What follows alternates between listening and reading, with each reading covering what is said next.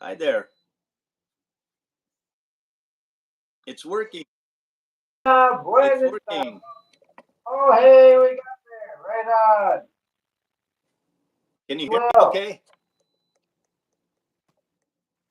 Yeah. can you hear me when I'm talking to this? Can you hear me right now, Will? Yeah, I can hear you. I can hear you. Oh, perfect. Excellent. And my mic's working. That makes me happy. And I can hear you. How's it going? Just riding a rainbow. It's another beautiful day in BC, Vancouver Island.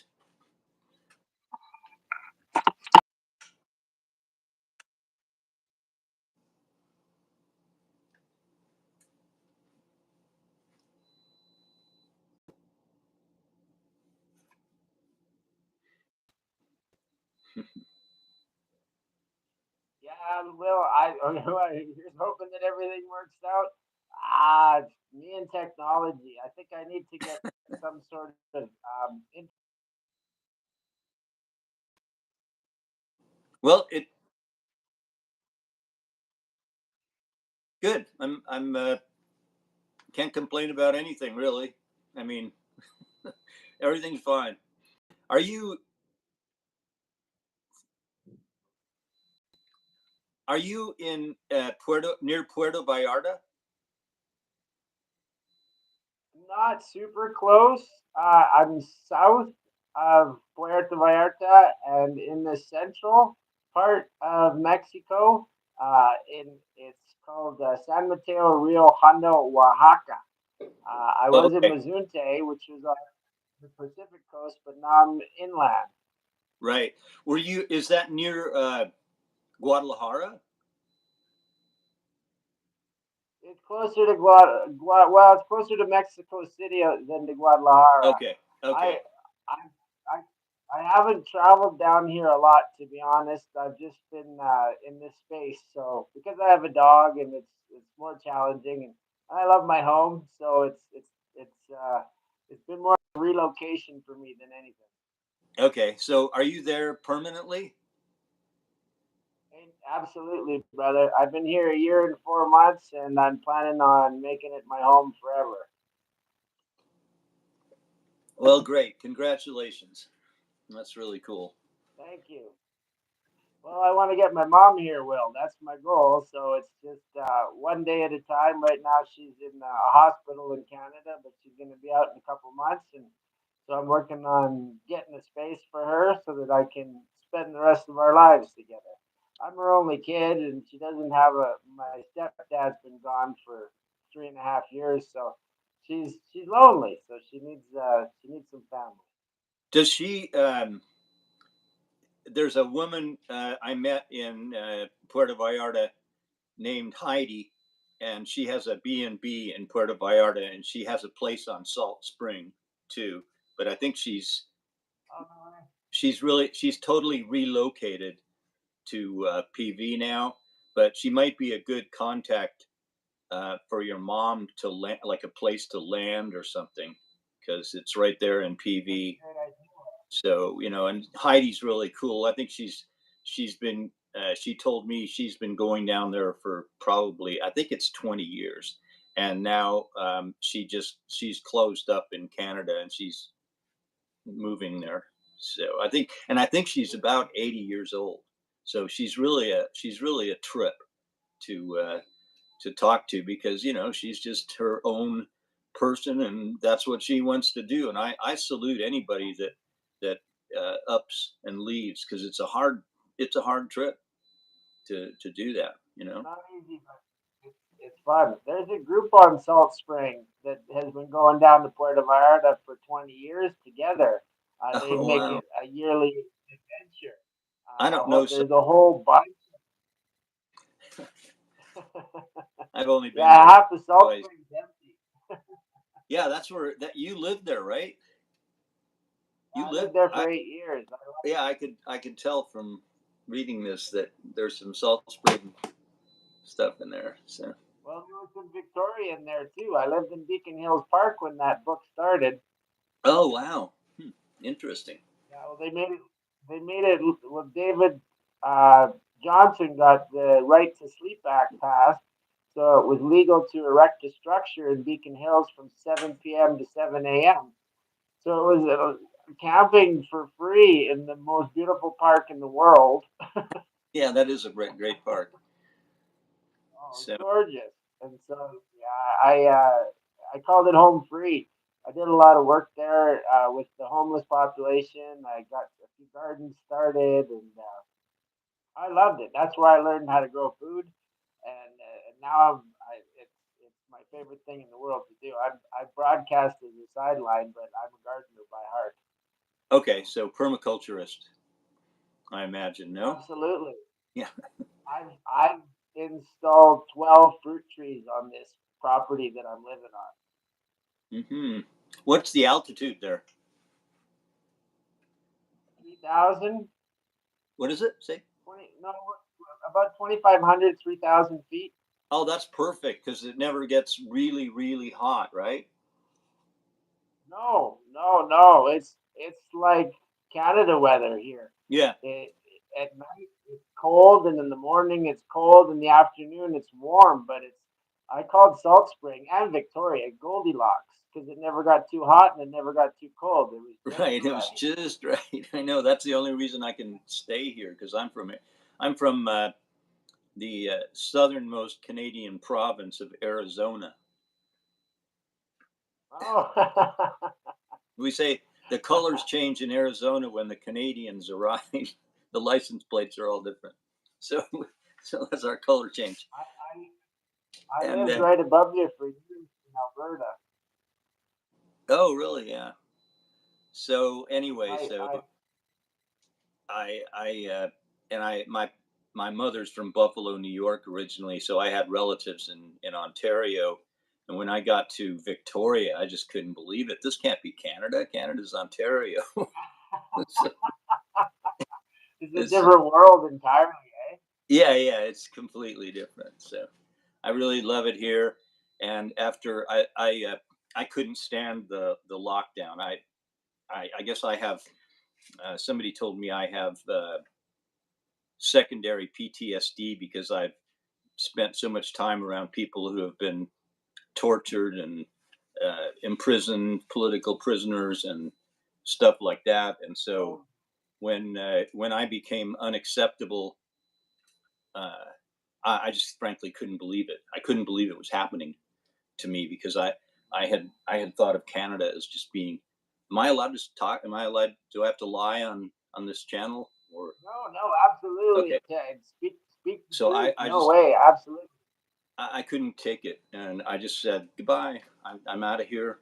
I mean, I was pretty rude. I just told everybody goodbye. I told my wife goodbye. You can't come with me. I don't know what's happening to me, but I can't take this. And Mm. because I I know my history too. When they saluted Hunka in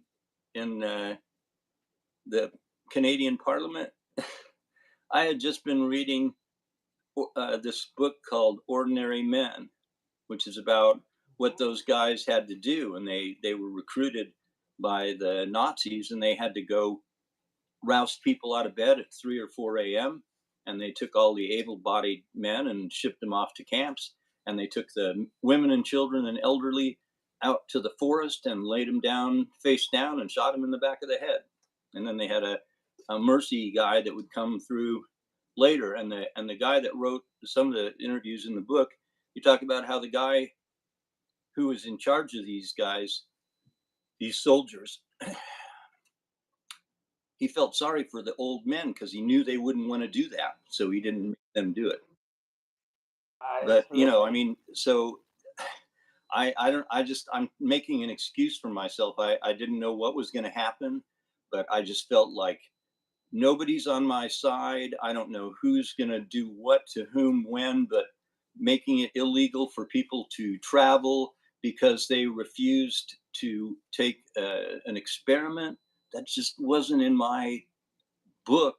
And I frankly, I was incredulous. This wasn't Canada to me. This didn't seem like Canada. In fact, I want one thing I'd really like to say. My wife and I have been spending some good time on the National Citizens Inquiry, and they have channels on YouTube where they take it down so they have to lie a little bit on YouTube because they can't say certain things because YouTube's still working in the past. And then they have a Rumble channel, and they have a channel on one of the apps on your Roku TV too, so you can watch them there. But I think those guys, they sound like reasonable people that were in power when I was, a productive member of society working. And I bet those guys, about a hundred of those guys, could make a pop-up government that would work better than what we're seeing, because it makes no sense to me what they're doing. What they're doing is destroying this place. My dad was a stockbroker, and I became a financial trader. And you can't take people's money from a bank account without due process. So what has been done to Canada by this guy, I don't know what we're going to do. I just have no clue.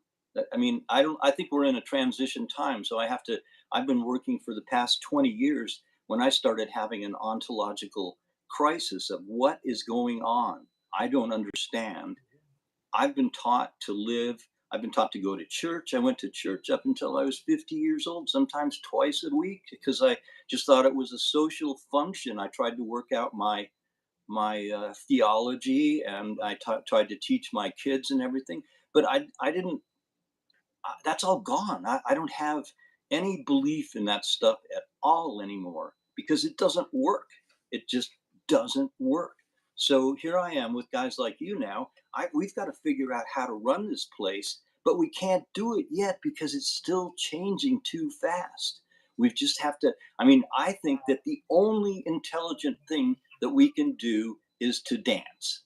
And a lot of people are going to think I'm an idiot for saying that, but I think that that's the only thing. I think you're brilliant for saying it. I mean, when that first got downloaded into me, I just thought this is bullshit, but it isn't.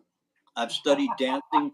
I've studied dancing now. Scientific papers on dancing. The First Nations people know about dancing, and under the surface, what I've discovered is everybody knows about dancing, but they don't want to talk about it. So even the police know about dancing, and they stop it.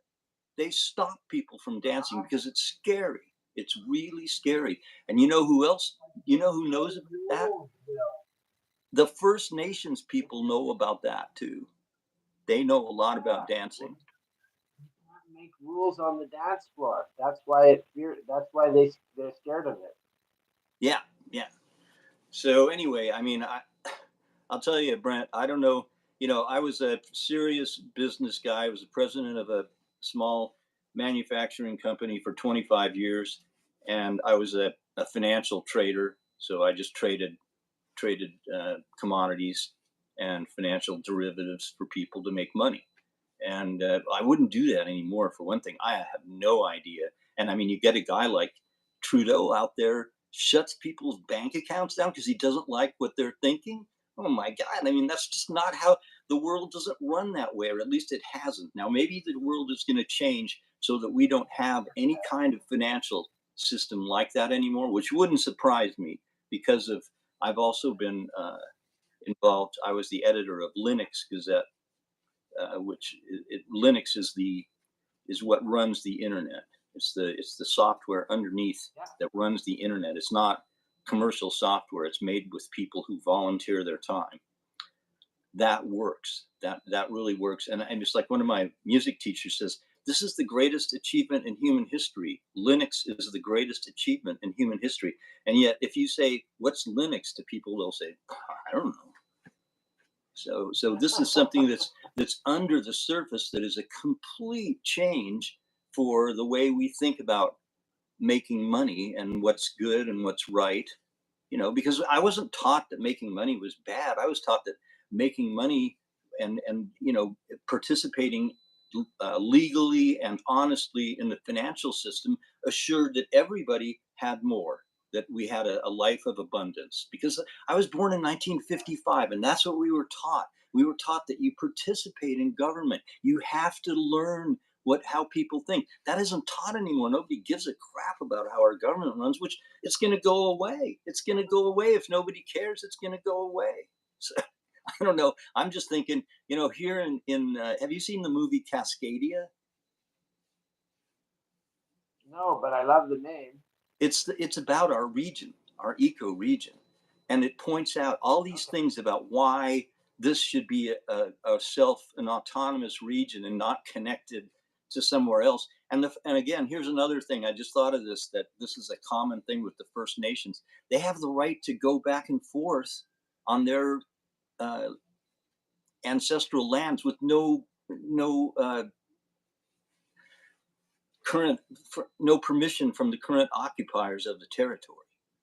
So that's these little things are important, because right now, if you think about crossing over into Washington state from Canada, you immediately think, oh, I've got to go through a checkpoint and I might get killed, because that happens. I mean, it's a small possibility, but it's a risk.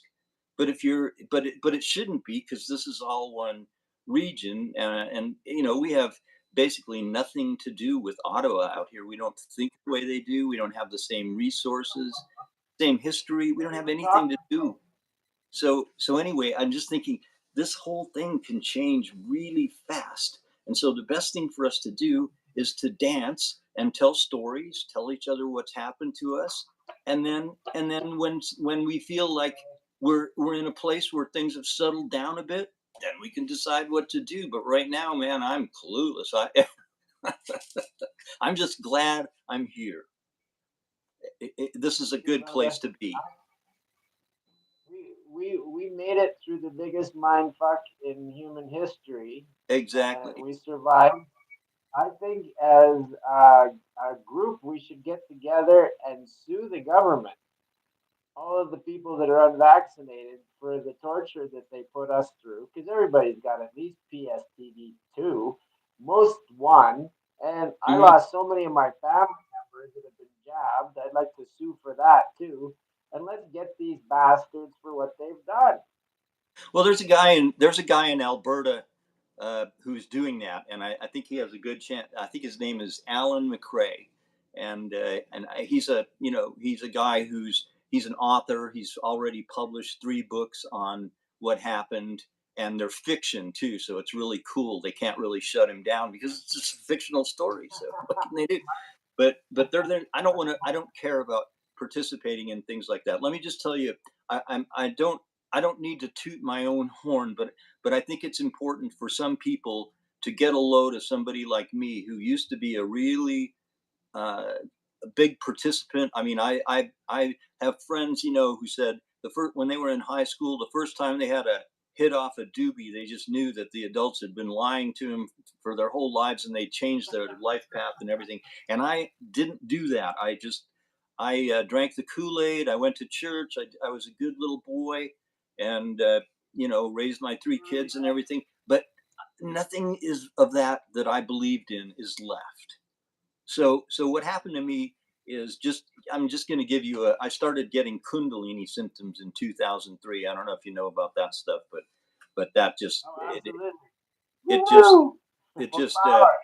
I just felt I was living in Costa Rica, and I was walking on the beach every day at 6 a.m. when the sun came up, and just trying to feel my body, because I realized I'd been living in my head, and I was just 48 years old, and boy, I felt these vibrations happening to me, and that's what I did for a living. Is I made things vibrate. You did factory automation and robotics, and I used a lot of vibrations to make stuff move. So I just thought, this is the Ah, weirdest thing ever. Why am I vibrating at the base of my spine? And I started learning to meditate, and I read about astral traveling, which I'd heard about when I was a teenager, and then I learned to do it. And then I guess the main thing that I wanted to say was I used in to pretty in well. in I don't know. I just realized, dude, you don't know how the world works, and you need to just put all this church stuff on the shelf, and say, God, I'm going to take a little break here, and We'll figure it out. I don't think that this stuff is exactly the whole story that I've been reading. So I got really depressed in 2011 because of Fukushima. I thought, Where I realized everything was a lie. yeah, it's like that just the lethal dose for plutonium is like a nanogram, which is like a speck of dust. And I just thought, okay, we're dead, we're fucked, we're all gonna die. And it was depressing to me to think like that. So I woke up one morning and after meditating for quite a few years then, and I just had this thought in my head: look up organ regeneration on YouTube. Now I don't wake up with stuff like that in my head, so I just did it. And here's this Russian dude. Oh, that was Here's a Russian dude named Arkady Petrov who can regenerate organs. He can cure fourth stage cancer. He can do all this stuff clairvoyantly. And I just thought, oh my God, I got to wow. find out about this because this is a different way of thinking. This is a different way of being. And I got into that. I started doing I had to wait a year for one of his books to be translated. And I started studying Russian again. And I don't know, I just got really into it. I wrote a letter to him and said, I'd like to dub some of your movies in English. So I did that. And I've been learning to do that stuff at Shaw. So I volunteered for Shaw for 7 years and I learned a lot of stuff there. So anyway, so I kind of forgot about that. I was really into it, and then I kind of dropped off, and then COVID just took me away from that. And but I was diagnosed with uh, that I needed to have both of my hips replaced. So I was Oh, getting wow. ready. I was getting ready for that, and I had to get my naturopath to make sure that I was really okay with it because I didn't want to go in there with an attitude of I don't want this to happen, but I'm allowing myself to have it done. So I'd psyched myself up for it, but while I was lying there in the Jubilee Hospital on a gurney, my hips started vibrating. My legs were just going, and the nurses are looking at me like, "Uh oh, this guy's." They told me later they thought I was coming down off of something. He kept saying that we're just trying to figure out what you're coming down off of. And I'm saying, well, I'm right here. Why don't you just ask me? I'm not coming down off anything. I do cannabis to sleep. That's all I do. I've never done anything else but that. And they just ignore you. They look at their shoes. So there was only one nurse who actually would look in me in the eyes and speak to me. Everybody else just looked at my shoes because I was walking around, and they don't like that stuff. I figured it out. I'd never been in the hospital overnight before. I didn't know it's more like a sausage factory than a. I have two Okay. doctors. My mother's parents were both doctors, so I knew about all sorts of stuff, and I knew about informed consent and all those other things that are supposed to. I knew what doctors are like. These were not like doctors. These were like technicians. And so I don't know. I got out of there and I just started working on I wrote the guy in Russia again, and I started taking clairvoyance lessons. And I continued those in Serbia. It was a lot easier to take them in Serbia because the difference for a Zoom call is only 2 hours. And I don't know. I learned to do some channeling and some other stuff. A lot of really interesting stuff. And the Russians are way ahead of us in this stuff. They can. It's not in the newspapers, but there's an underground. It was in Serbia too. And like I just the woman that I was who is my hostess sort of for this trip. I wasn't living there or anything, but she was taking me around and everything. And I just said, I don't understand. It's so different here. Like in Canada, everybody just does what the government tells them. And I don't get it. You guys don't do that here. And she goes, we know they're all, Oh, the Russians. we, we know they're all bandits. We know they're all bandits. And so I looked up bandit, and those are guys who steal your stuff and kill you. So, okay, great. Okay, Wow. so they've been through enough in Serbia and Romania and Bulgaria and those Balkan states that they don't pay attention to what their politicians say. And in fact, they lie to their politicians. So, like in Romania, I think the statistic was 38% for getting vaccinated, only 18% actually took it. So they have this huge uh, excess of people living. They're not dying; they're living. And I mean, this ripped. I'm sure that I learned more in the 2 years that I went. That I was away for a year, and then it took me a year to sort of uh, what do you call it, to integrate that information. Yeah, So I was in Serbia and Mexico. I lived in Mexico for 6 months near PV in Yalapa, and then okay. I went back to Costa Rica. I'd already lived there for 5 years, so I had friends there, and I was just kind of looking. Should I move from Canada, because I don't like that? I don't like what's happening there. I don't like. I'm a Canadian citizen. I'm only a Canadian citizen. I don't have a place to go. I can't go back to the United States, and but anyway, the thing that I learned is that this is all over the world. This is not in just one place. This is not what it appears to be. Humans are being pushed. We are being pushed into a corner, and we got to do something. You got to do one thing or another. You got to decide what to do, get committed, and make a decision and do it. So I just figured, man, I'm coming back to Canada because uh, it's the leadership is not leadership, it's followership. They're following Klaus Schwab and some other people that are not nice people. So they're capitalists. That's what they are. They're disaster capitalists. So I didn't know about disaster capitalism, and I didn't know about any of this stuff, but I sure learned a lot in Serbia. Like, I didn't pay any attention to the Balkan War. And it's really, a lot of it is about the biggest lead mine in the world, which is just over the border in Kosovo from Serbia. The biggest lead mine in the Sure. world. And there were some other interesting things that clued me into. Like, Oh, I lived in Niche, and there was a concentration camp. The Nazis built a concentration camp in Nice to lock up the Jews and the Gypsies and anybody else they didn't like. And one of the things they told me, the Serbians have a good way of turning around nasty shit into being symbols of we are Serbians and fuck off. So, like, they have this big pile of skulls. The Turks killed a bunch of Serbians, made a big pile of their skulls. So the Serbians made it a national monument, and I visited it, and it's kind of disgusting, but it makes the point. No, don't fuck with us. We're gonna you yeah. may kill a lot of us, but you won't kill all of us. And I don't know where was I going with that, but anyway, they used to take the kids in high school to the concentration camp. Just take them to the concentration camp.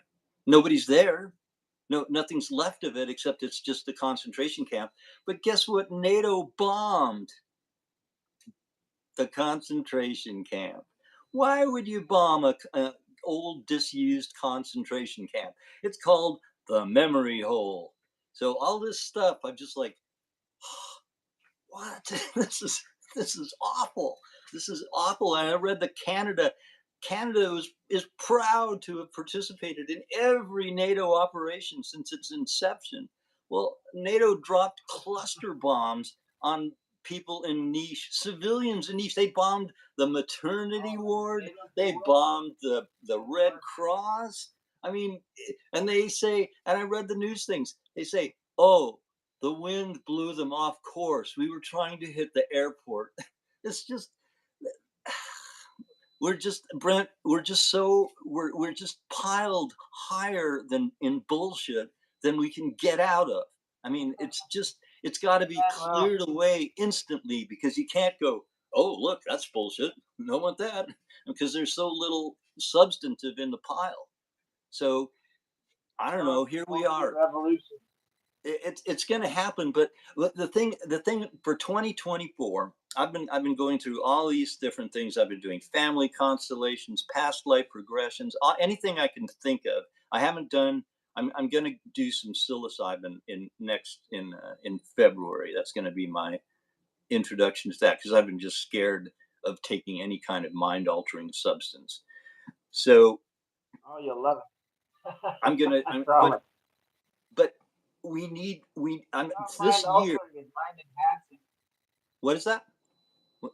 Say what? I wouldn't call it mind altering. I'd call it mind enhancing. Yeah, yeah. It's a different lens. That's all it is. It's a different lens, and sometimes you need a magnifying lens. So I get it, but I was programmed. I mean, Yep. my parents had books around the house that, if you take LSD once, you ruin your life, and you'll jump out the window and blah blah. So anyway, but the one thing I wanted to say is that this year I'm going to be reading about flying saucer abductions. I've always avoided that. I've had a couple of friends who are into that, and I just thought, man, these dudes are so weird. I'm going to catch the weird, and I'm not going to be able to talk to anybody else now if I talk to these guys. But anyway, that started I started in Costa Rica. I was in a men's group, and we got together and talked about Atlantis and I don't know, those weird rock spheres that are in Costa Rica all over the place. And anyway, this year, and I've already read a couple of books, and I can tell you, it's just the same stuff as people who have out of body experiences or who go on lengthy ayahuasca or LSD. Not just a trip, but to make a commitment to exploring that space, like Terrence McKenna. Oh my God, Terrence McKenna. He's just I've listened to everything he's said, and just a fabulous guy. And I wouldn't have, when I was in going to church every week, I wouldn't have paid any attention to him because he's a loady. but but now I see it's not. He just dedicated his life so we don't have to. And these flying saucer experiences are just fascinating because they're saying essentially the same thing. Like a lot of people in their near death experiences, they get the idea that when we do die, we have to build a new body. We have to build a light body, and of course, even physics proves that that's a possibility because physics says that's the only thing we can do with our mind is focus light and make waves into photons. But that's what these guys are saying. That flying saucer dudes are the ETs are telling these abductees, we're building you new bodies. Just we need some genetic material. We're making you new bodies, and that makes sense to me. There's a psychic named Christina von Dreyen. She's in Switzerland, and she says our new bodies are going to be made of silicon. She says we're actually going to be able to assemble silicon bodies. Yeah. Yeah, so I have no way of knowing about that, but I do recognize that the things that are going on here are beyond my ken.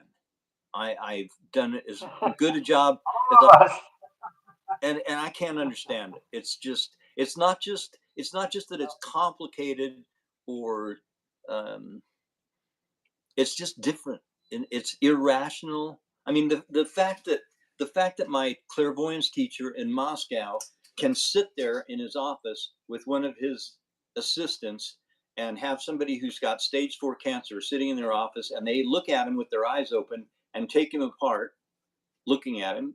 Oh yeah, you've got this here. That needs to be taken care of because you did this in your past life and blah blah.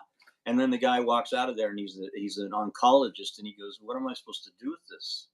I go, my colleagues all told me I was dead. I'm going to die in 3 months. And I come to this guy and he sits in his office and talks to a guy and says a bunch of mumbo jumbo. And now I don't have cancer anymore. How does that work? We're all faced with that. We're all faced with that. Whether you're a good guy or a bad guy, it doesn't matter. The bad guys have a harder time because they don't believe in anything. They don't believe in any possibilities, right? I mean, they're very serious. They'll shoot you if they don't like what you think. So that's where I've come to. I feel like I've been in an ontological crisis for 20 years, and now finally, after spending 2 years outside of Canada, just looking back and saying a lot of times, "What the actual fuck?" And now I'm okay. Now I'm okay. But I had to go through a lot, man. I'm sure you're already there. You're a young guy, and you probably cottoned on this stuff at the beginning of your life. So that's really cool. I commend you for that. I love it. I wish. I was a late bloomer. I didn't get my head out of my ass till I was 36. I was just like everybody else. I should be fat, bald, and jabbed, but I had a revolution of mind, and thank God that's what brought me to this place. Cool. Most of my friends are dead. Most of my family's dead Is that right? because of bad choices. Yeah, I believe in Wow. miracles because I'm not dead. Yeah. And it's So let about me just, dancing, 100%. I'll just show you what I do now with my music. I found resonant Oh, I'd frequencies love to hear it. for different. Well, I'm not going to play you anything. It's I can send you a link or something, but just what I want to show you is I used to I used to write the music on the computer, but then I built this synth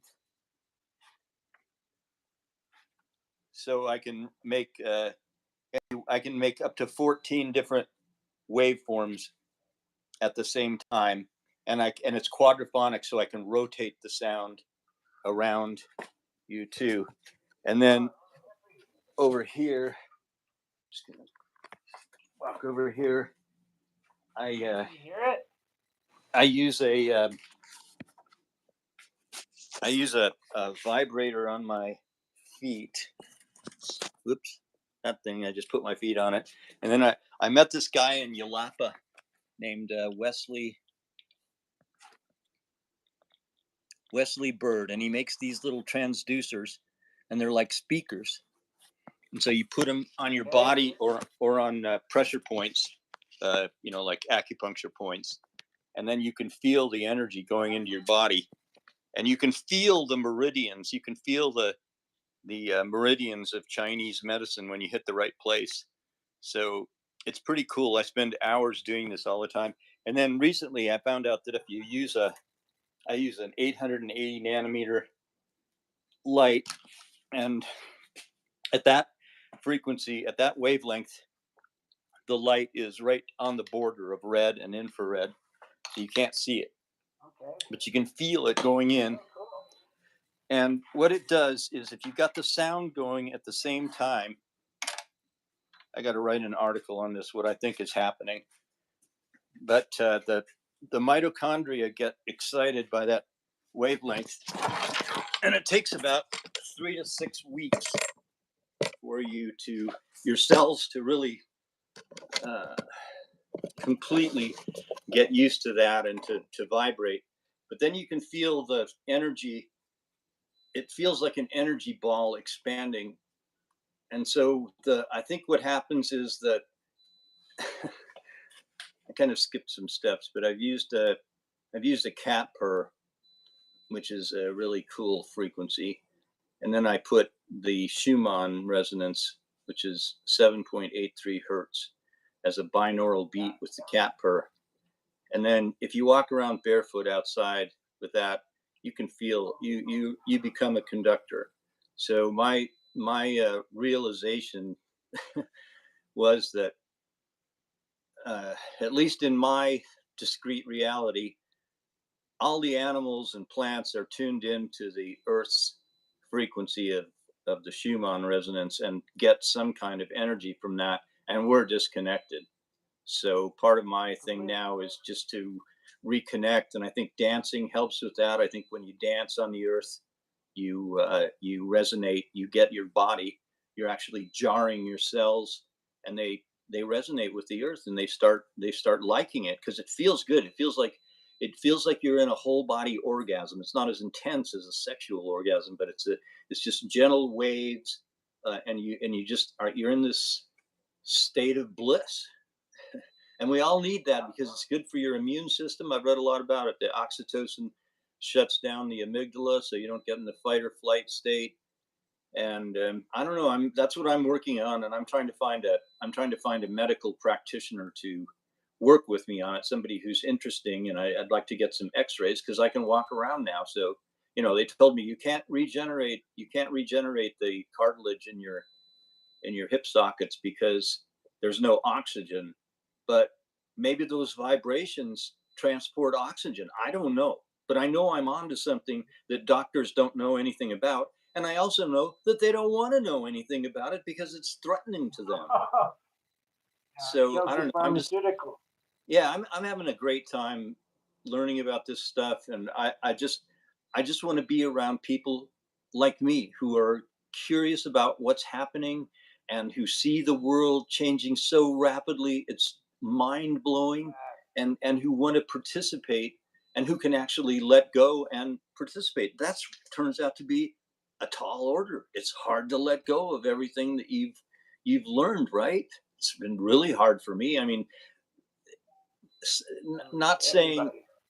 being able to say I'm not a Christian is was really hard for me to do. I had to strip away because I was a cradle Anglican. I mean, that was the only thing I knew when I was being raised. There wasn't anything else. So, or there were just people that didn't go to church, but they were bad. So, Exactly. It's a horrible beast. yeah, yeah. Do So, I you know mean, Dr. I'm just Spencer well? I'm trying to be the kind of person who knows stuff. I mean, I'm 68 years old, so I can't help but have a certain base knowledge about how I think things run. But at the same time, I certainly am willing to learn new things and a new way of thinking about everything. And I'll tell you, I'd like to have another interview at some point, when I'm into the when I've read a few more books about these abductees, because I think I'm understanding that it's key, that understanding what is happening to these people. Oh, There's you a got back. You there's made it a back. there's a simple reason for it. In sociology, there's a thing called the tipping point, uh, and it's when 10 to 15% of a population really believe in something, then everybody all of a sudden, boom. It's kind of like the hundredth monkey thing or whatever. It's just a tipping point, and so I tell there people the it's a tipping 100 funky. the tipping points that I see right now are people who have been abducted. There are evidently just millions of people who've been abducted, and they don't know what to do. I mean, they're in an ontological crisis that they can't get out of because they know something happened to them. But as soon as they start talking to their friends and family, they're black sheep, and they have to come live in Victoria. So Yeah. The so best homeless people in the world live in Victoria. and then the other one is the near death experiences. So many people have had near death experiences and they don't talk about them. A lot of people do not talk about those. And there's one woman, I think her name is Mary, Dr. Mary. I can't remember her last name, but she's a children's osteopathic surgeon, and she was held underwater for over 20 minutes in in the south of Chile in a kayak accident. So she knows she was dead because she was held underwater for 20 minutes, and she's a doctor. So she's kind of like that guy, Proof of Heaven. I can't remember his name either. Anyway, um, she gets in front of this one group. I think it's called the American Society of Near Death Experiencers or something like that. And she just puts her elbows on the podium and looks at everybody, and she goes, "It's really a relief to be here around people who know what I've been through, because it's just so hard for other people and they're so unfriendly." And I think that's something that I'm realizing, is that we're going through this time when everybody has an experience in their own discrete reality, which they can't talk about, but they have to integrate it into their lives. And there's an author, Fritjof Capra, and I think his book is The Turning Point, the one I'm quoting from. He says, "Failure to integrate one's life experiences into a cohesive worldview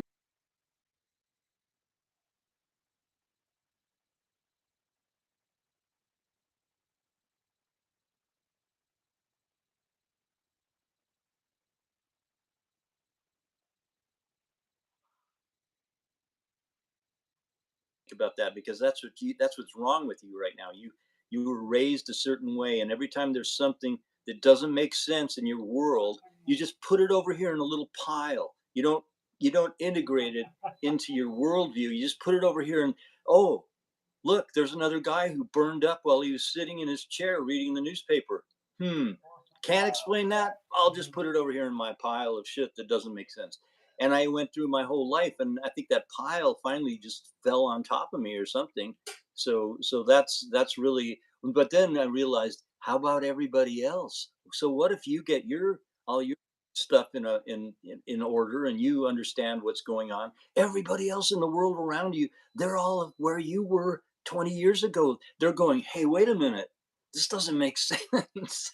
So I think that's one of the things that we can do to help people. And I've got a couple of friends who are coming over here, and we're trying to figure out how to write some songs that let people be okay with everything that's happened, because that's what we need. We need to be okay. We've been Yeah. tricked, we've been duped, we've been sucker punched, we've been killed by people who have no morality at all.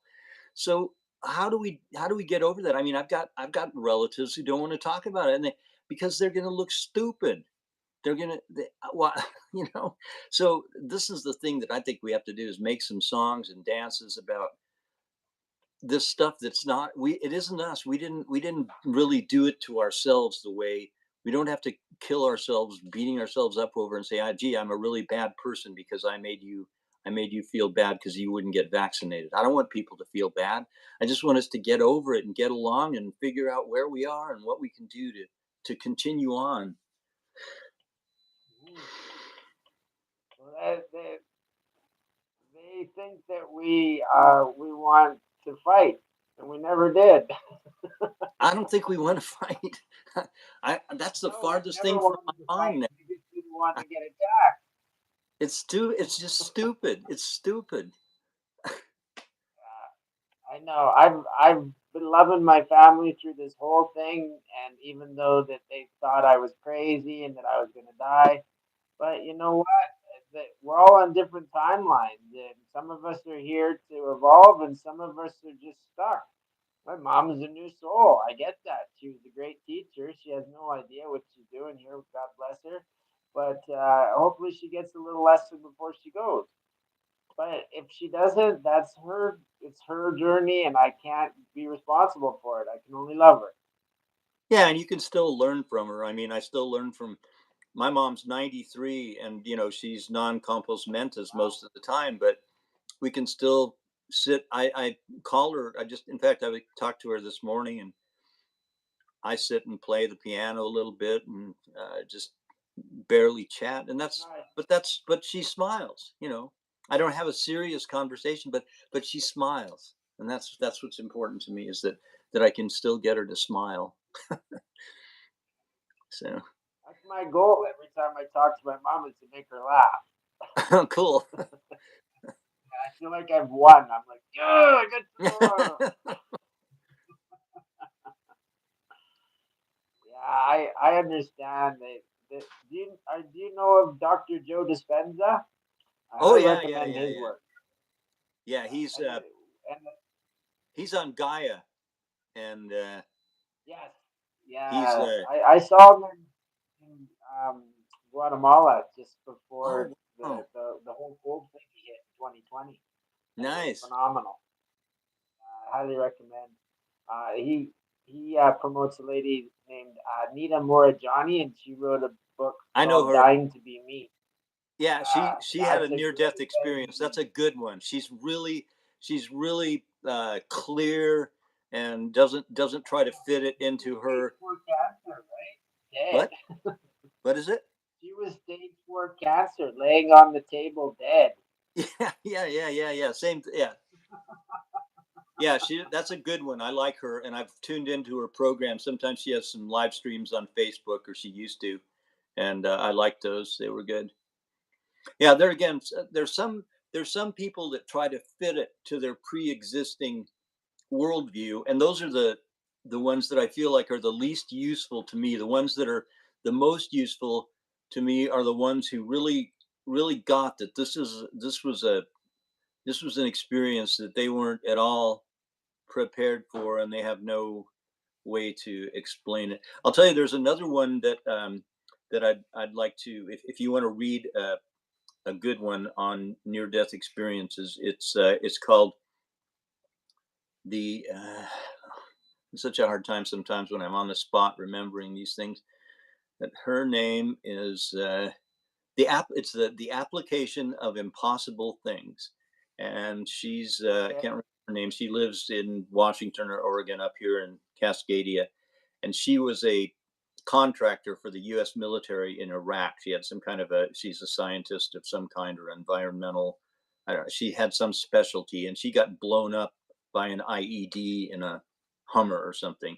And her explanation and her journey, the witnessing of that journey is just so well written, and she makes these distinctions that I haven't heard any other near-death experiencer make, and I found it extremely useful. So I might try to set up a page or something of some of these resources, because there are there are a lot of books on these things, and I've spent a lot of time reading. I think I've read probably 2,000 books since 2011 in doing this research, and sometimes only one sentence was useful in the book. But it was just like, I read this book on, here's an example, on Celtic magic, and the first sentence was something like, magic is most easily understood as simply a different state of consciousness.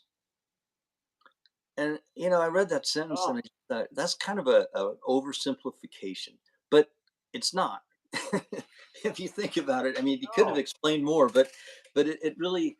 I talked about it with a guy who's has some claim to being a ceremonial magician, and he said, yeah, there's will involved too. So, but anyway, I thought that was pretty good.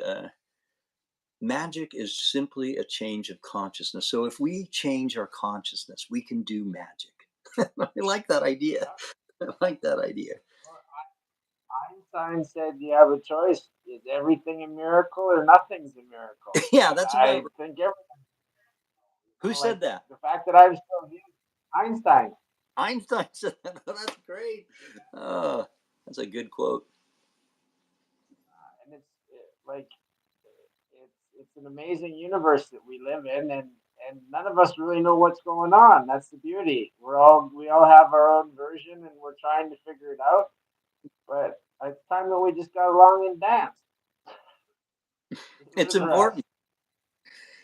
I totally get it. Most important. It keeps me young, Will. It keeps you young too. The music. Yeah, it does. Oh, definitely. Definitely.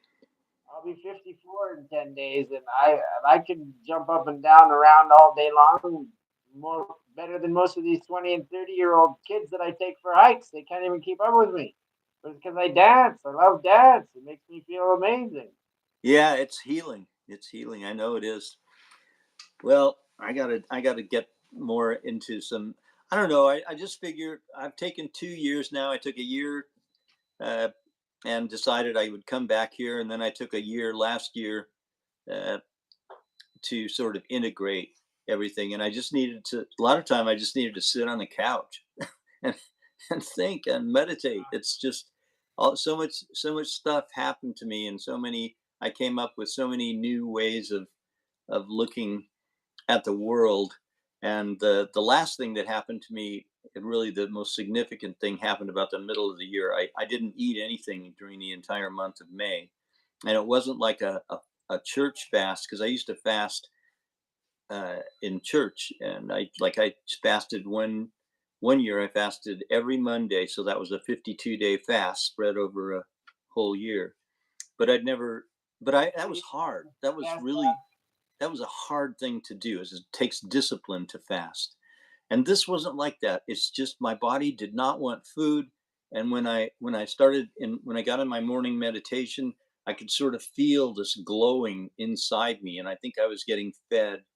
And that's what my coach, my pranic living coach, says. She says, you're absorbing prana directly. And I only lost 10 pounds. I didn't lose that. So how does that happen? It's not something that science wants to talk about, but there are many people. If you do searches on people who don't eat anymore, there are lots of them. So I just figured all this stuff, the same thing, and I was brought through that to sort of show me you don't need to eat. And then this was cool. I got this book, Ramtha's White Book, and there's a chapter in there about ascension, and he says the beings that designed your body did not design it so the run off the organs. You're designed to run off the glands. So you're designed to run off your endocrine glands, and you don't need, I don't know, I've got another book, Life and Teachings of the Masters of the Far East. And I think in the first volume of that, it says you only need about 4 grains of rice a day to live. That's all you need. So I just think here's another thing. Here's more stuff that, it's, if you tell people, well, I don't eat anything. I saw how I told people I wasn't eating anything. I hadn't eaten anything for a month. And Freak they're just out. like, how does that work? They don't believe you. They think you're lying. So I don't know. I think that Walking joke. we're just going to have a fabulous, we're going to have a fabulous year. The 24 and 25. I mean, I know there's going to be some nasty shit too, but one of the Russian clairvoyants says the cool things about this coming time is that they're going to be new animals. So that's kind of Cool. to think It's that they're going to be new we can animals showing power. up. That would be so cool, just new stuff. And and she says there are going to be 2 different explanations. You can see that too. You're going to have some people that think, oh well, scientists have they've modified the DNA or something, but there are other people that are, oh, somebody just landed and dumped a bunch of new critters here. And the other one is that we're going to have some No, of the that was rules. a flying saucer. Yeah, the ETs. Some of the rules of the things that we think are fixed, like I don't think she said rules of physics, but some of the natural stuff is going to get pretty weird, different. And that kind of goes with, there's a book by, who, Sheldrake, what's his name? Yeah. I can't remember his first name. Robert. Huh? Robert. No, it'll come to me in a second. But anyway, he says we're learning now that the rules of nature are really the habits of nature, and so things can change. So Rupert Sheldrake, that's his name. He talks about morphic fields and stuff. So I like that though. I think that's what we have to do. Is that, we have some people that are just believing in settled science, and it turns out there's really not any such thing as settled science. It's what's going on, Clark? You want to go outside? I guess the dog has to go outside. Well, we've been talking for an hour, so is that good? Are you pretty much ready? Absolutely perfect. Well, I want to say thank you very much. I totally enjoyed this time. It was awesome to spend an hour with you and have fun with your dog. Keep in touch. It was awesome, and I'd love to do it again sometime.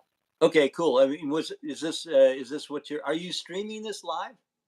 Is it out there? It's Yeah, going. we're on YouTube. Oh, there is somebody watching us. Yeah, I see it now. We've had people coming and going and coming and going. So Okay. but it's like anything. You build it, they will come. You just have to keep showing up. And thank you for Yeah. being here. You made my day. All right. Well, thank you. It was fun for me too. It helps me integrate just to get to talk about it and see what the reaction is. And you didn't say, "Oh my God, this guy's whack. Get him out of here." So, cheers. Thanks a lot. No, we're on the See you same soon. page for most of it. That's the neat thing about synergy, right? Synchronistic energy. It just brings us together. Right. Thank you. And Okay, cool. Thank until you. next time, Will. Cheers. Bye-bye. Blessings. Bye. Let's see. How do I stop this? Oh,